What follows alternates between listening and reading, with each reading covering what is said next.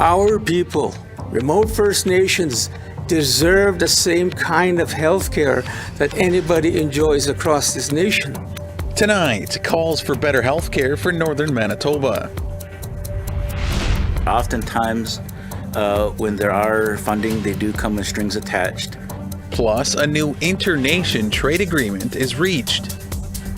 It does take time for people to transition back into a civilian family, a civilian environment. And a blueprint for success on bail for the Quewezance sisters.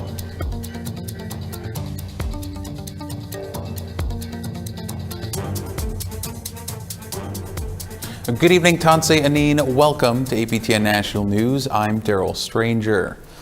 There's been another devastating fire on the Tatasqueyak Cree Nation in northern Manitoba, this time fatal. RCMP say a house fire on Sunday night in the community claimed the life of a 25-year-old woman. She has not been named. It's the second major blaze on the First Nation in recent months. In February, fire destroyed an apartment building on the reserve, putting a teen and a toddler in hospital and displacing 9 families. In a statement, the chief of the Cree Nation, which is 700 kilometers north of Winnipeg, said this was a tragedy that could have been prevented. Chief Tara-Lee Beardy called on the federal government to fulfill its obligations.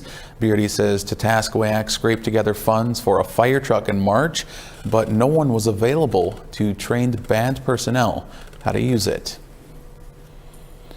RCMP in the Yukon have laid their first manslaughter charge in connection to an opioid overdose death. Here's Sarah Connors with more.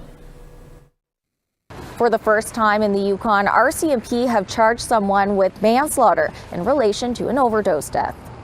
Yukon RCMP say 32-year-old Jared Skookum has been charged with manslaughter in the death of Stephanie Pye. The 36-year-old Casca and Tlingit woman from Watson Lake was found deceased in Whitehorse in April 2022. It was later determined she died from an opioid overdose. Skookum is already facing trafficking charges related to an investigation into Pye's death. Police in other places like BC, Alberta, and Saskatchewan have laid manslaughter charges in relation to overdose deaths. Pye's family says they're not speaking to the media right now, but her sister says they're heartbroken over her death and Skookum needs to be held responsible. Sarah Connors, APTN National News, Whitehorse. Well, we want to hear what you think about the stories you've seen to start our show tonight. Here's how to continue the conversation. You can send your emails to news@aptn.ca, or you can leave a comment on aptnnews.ca. You can also find us on Facebook, Twitter, Instagram, YouTube, and TikTok. Follow APTN News to join the conversation and see our latest stories. The Assembly of First Nations and Cindy Blackstock announced today a $23 billion deal to compensate survivors of the First Nations child welfare system. Negotiations on compensation started when the Canadian Human Rights Tribunal ruled that Canada discriminated against on-reserve First Nations children in care. But the deal has gone through a number of rocky periods to get to this point. Cindy Blackstock, head of the First Nations Child and Family Caring Society, joins me now from Ottawa. Cindy, thanks so much for joining us here. 6 months ago, a similar deal to this one was shut down by the Canadian Human Rights Tribunal. What is different with this settlement agreement? Well, what the tribunal found is that people who were eligible for $40,000 under its order, some of them were disentitled under the previous FSA. This agreement makes sure that everyone who's entitled to Canadian Human Rights Tribunal compensation will receive that compensation. And it also recognizes the injustices for people who are outside the timeframes of those orders, meaning people from 1991 to 2006. There's been an increase in over $3 billion to make sure that the people who are left behind are now included in this deal. Now, Cindy, you had a number of concerns about the original deal. Have they addressed those concerns with this deal? Yeah, we did have a number of concerns, and yes, they are addressed. So key things that we were concerned about before is that children who are placed in a Government of Canada funded placement, like staying with a neighbor, but they had to go there and be separated from their families due to lack of prevention services. Those kids were disentitled under the previous final settlement agreement. They're now included in this one. And also the estates of parents. Those were disentitled under the previous final settlement agreement.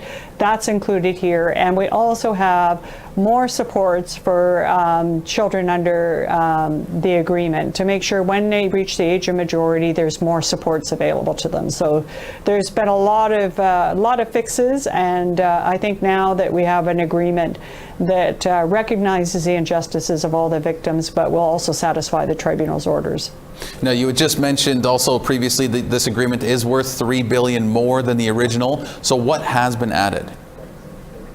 So monies for the disentitled victims, about $90 million in supports for children who are reaching the age of majority and will be entitled to compensation. It's really those two kind of key items that make up the bulk of the $3 billion. And last one for you here, Cindy. When do you see compensation starting to flow? So there's a bunch of steps that would need to still happen. One is First Nations leadership need to make a decision about this final settlement agreement tomorrow. Then we have to go back to the tribunal and let them know that we heard them in the first order and that there's now fixes in this agreement, and everyone will get their compensation. Ask them to make a decision as to whether they feel it satisfies their orders. Then off to federal court, and then to get the approval there. So those three pieces, and we're looking at in terms of time frame 9 to 12 months. All right. Well, Cindy, we appreciate you bringing us this update here. We thank you so much. Hey, thank you for having me, Daryl. The Assembly of First Nations' latest Special Chiefs Assembly kicked off in Ottawa on Monday. Day one began with a late afternoon grand entry and with the honoring of a star blanket to a visibly moved Julie Black. She received the honor for changing the lyrics of "O Canada" to "A Home on Native Land" at the NBA All-Star Game in February. APTN National Chief Roseanne Archibald gave her opening remarks, talking about the completion of a draft action plan to implement the United Nations Declaration on the Rights of Indigenous Peoples. According to Archibald, the Chiefs will be pushing the idea of consent. And as you all know, an important part of the UNDA is free, prior, and informed consent. And consent is key. Consultation is not enough. We need true co-development. Governments alone, colonial governments, they cannot decide on the future of our lands and waters. Well, today marks 1 week that the Quewezance sisters have been on bail after they were released from custody pending the outcome of a judicial review into their 30-year incarceration. Their return to society came with detailed bail plans that could become the norm. Leanne Sanders takes a closer look. There always has to be a first case, and those first cases are often kind of special cases. Deanna Harris is the Regional Director for Legal Aid in Yorkton. She worked alongside Innocence Canada's James Lockyer in securing Odelia and Narissa Quewezance's release from custody after 3 decades in the justice system. It does take time for people to transition back into a civilian family, a civilian environment. But the judge gave Legal Aid a blueprint. He laid out a number of very specific things, including how are you going to address potential employment or financial stability? How are you going to address a transition back into a family home? How are you going to address counseling, cultural counseling? Harris approached Yorkton Tribal Council and the Federation of Sovereign Indigenous Nations to help come up with Odelia and Narissa's bail plans, which includes getting driver's licenses so they can take part in family life, go to counseling, and get jobs. It's often just very general.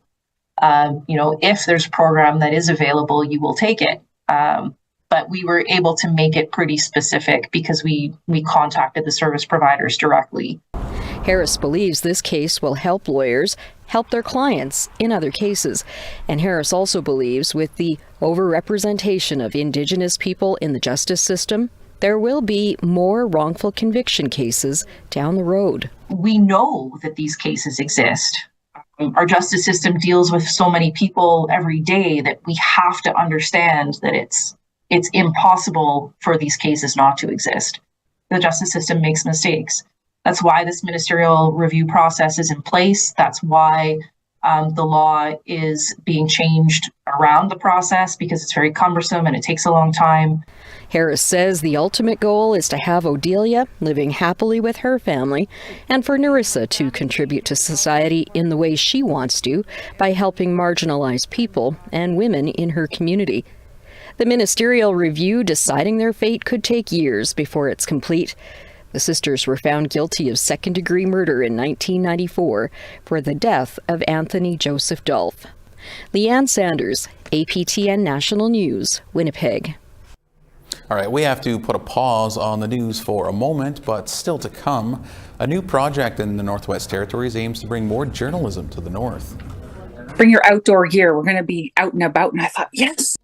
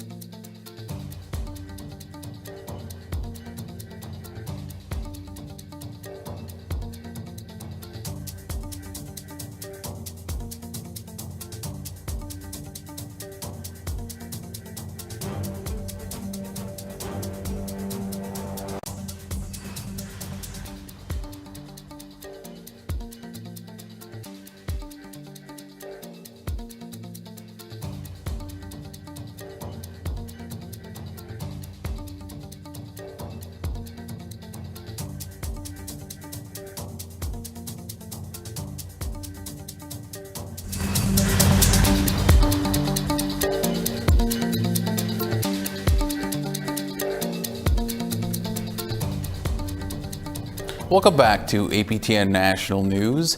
A group of First Nation leaders from Manitoba were in Ottawa on Monday. They want to draw attention to critical nursing shortages in their communities. At a press conference, leaders said 11 First Nations in the province have declared states of emergency due to nursing shortages and other issues. They claim community members are being refused proper medical care, with preventable deaths being the result. Manitoba Quewezance Ogamaganak Grand Chief Garrison Satie said their people deserve the same quality of health care as other Canadians. But we're here to say our people matter too. Our people, remote First Nations, deserve the same kind of health care that anybody enjoys across this nation. When we have to see our chiefs bury their people, somewhere along the way, someone has to be held accountable. And a group of First Nations from Ontario were also in Ottawa on Monday to announce a new inter-nation trade agreement. The Association of Iroquois and Allied Indians, or AIAI, represents 7 different First Nations. At Monday's press conference, they announced an agreement for taking over control of their own economic development. AIAI Grand Chief Joel Abram said too often Ottawa dictates how economic development programs are run.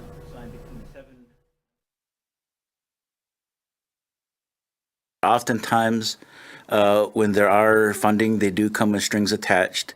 And a lot of times it ties it back to the Canada delegating authority to First Nations rather than recognizing their inherent jurisdictions.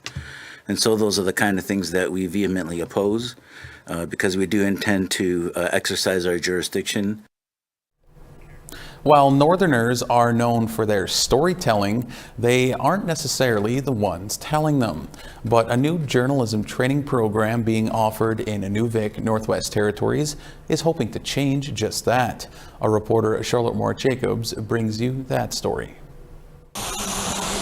Newsrooms in the north are saturated with journalists from the south. Many stay briefly and then move on to bigger centers. But the Northern Journalism Training Institute is hoping to change that.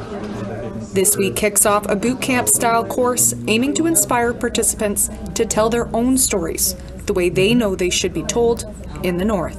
They're working with equipment and they get to work with software from the beginning so that they have all 4 weeks to be practicing it and using it. And we're using like open source software. You know, we're not using cost barrier equipment like Haida and Northern journalists and project lead Kayla Jefford Moore says along with cultivating research skills and applying reporting skills for different mediums, participants gain an understanding of media literacy. Like, what are your rights as a journalist? You know, what are you allowed to shoot?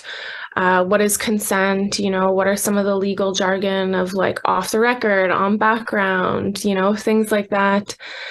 As well as talking about what the people you're interviewing and what their rights are and what your rights might be as someone who's being interviewed. The 4-week program is being held in Inuvik on Inuvialuit and Gwich'in homelands.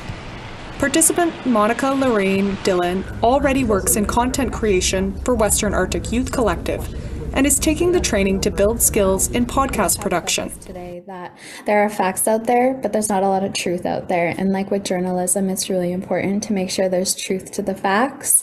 And we do have a lot of non-Indigenous people reporting on Indigenous communities, a lot who aren't trauma-informed or even know the people in the community. So it's coming from either more of an opinion or biased piece.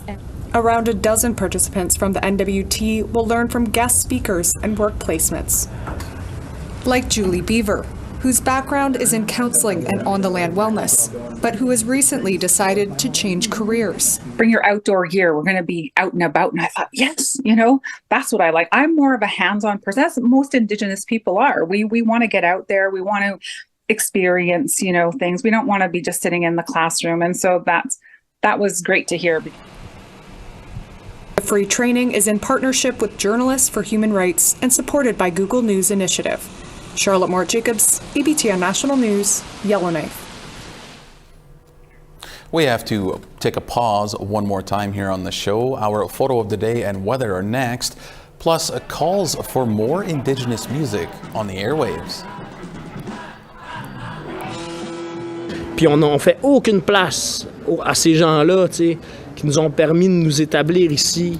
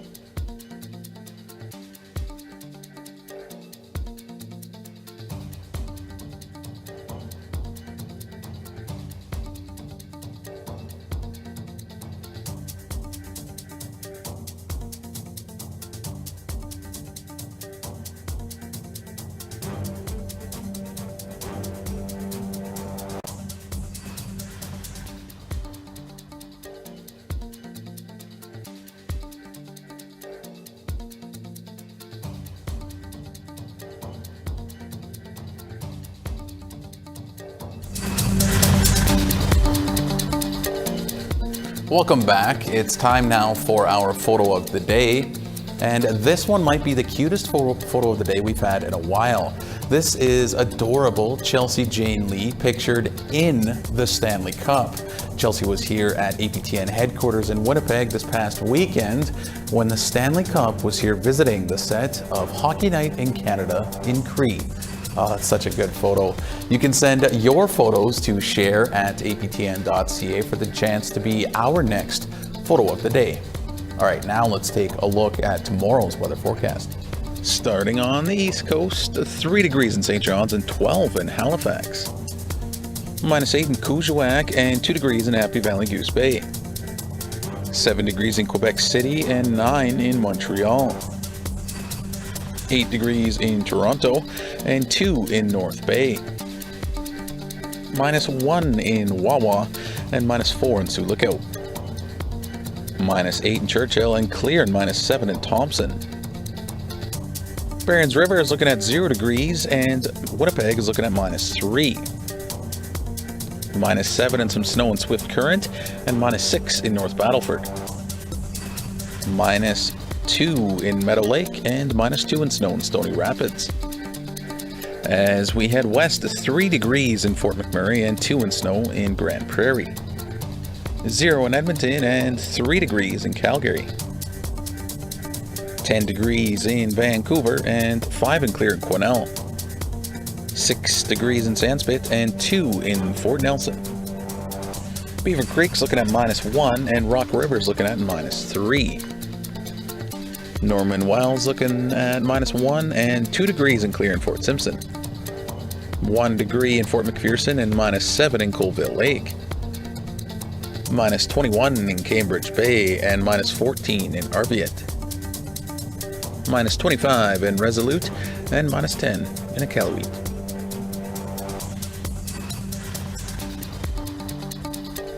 We're asking to be heard. Musicians in Quebec are saying Indigenous music needs to have more airtime. They're now demanding a 5% quota of Indigenous music in radio stations across Canada. Amelia Fournier has the story.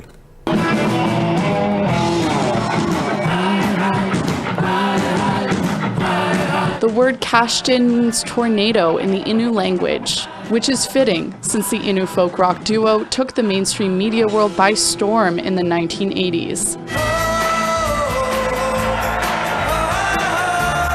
But Florent Vallant of Kashtin says in the early 90s, something shifted. On était rendu dans les palmarès, tout ça, en 1990, mais à la crise d'Oka, ils nous ont retirés, disons, parce que pour eux, notre musique pouvait être dangereuse. Puis ils nous ont retirés pendant la crise, nous disant qu'ils vont nous remettre par après. Chose qui n'est jamais arrivée encore. C'est pour ça qu'on fait la demande aujourd'hui, pour qu'on puisse être reconnu. Fast forward to 2023. This group, made up of First Nations musicians, leaders, and non-Indigenous allies in Quebec, still sees a gap. Ce serait tout à fait dommage qu'on nous connaisse plus, qu'on nous connaisse pas. Ce serait le temps qu'on nous connaisse. They're asking the CRTC to implement a 5% quota of Indigenous music radio airtime.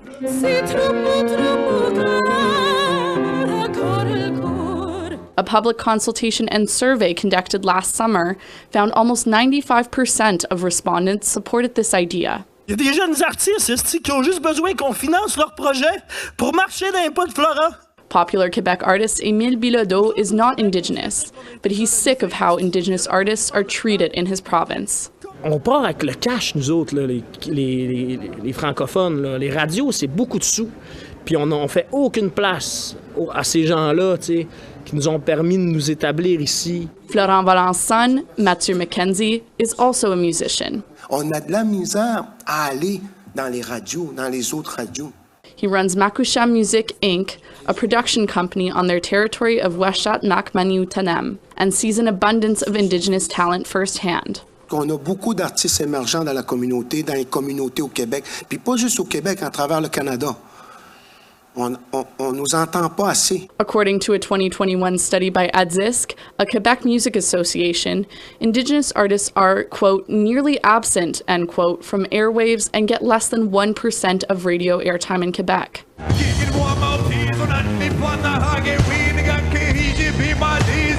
Last year, Anishinaabe artist Samian was booted off a festival lineup for not having enough French content to play at a festival, kickstarting a discussion about inclusivity and diversity in the music scene. On défend tous les artistes producteurs autochtones de musique autochtone. But Mackenzie is optimistic this attitude is quickly fading from institutions. Je pense que les festivals, les radios, les diffuseurs culturels vont donner de plus en plus de place aux artistes autochtones, puis de le faire dans leur propre langue. Puis je pense moi, je vois cette lumière-là. Je le vois, je le sens, je le vis parce que je suis dans le milieu culturel.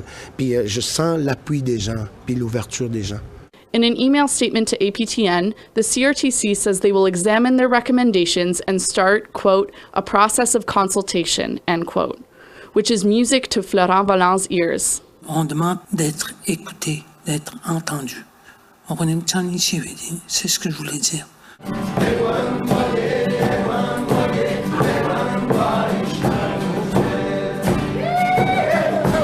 Amelia Fournier, APTN National News, Montreal. All right, that's all we have for you tonight on APTN National News. For more info on any of our stories from tonight, you can check out our website, aptnnews.ca. For all of us here, I'm Daryl Stranger. Thank you so much for joining us. Miigwech, Kinanaskamitin. Have a great night.